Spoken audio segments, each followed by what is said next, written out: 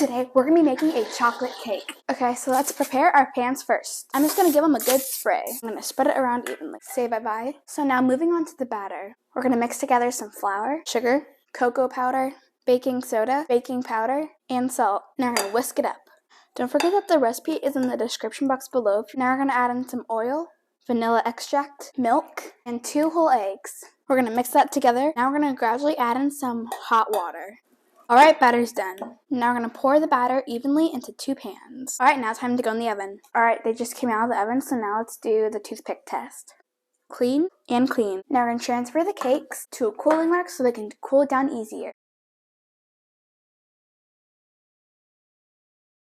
Now time for the frosting, which is the best part. We're going to add in some softened butter and our cocoa powder. Time to cream. We're going to add some of the powdered sugar and some of the heavy cream.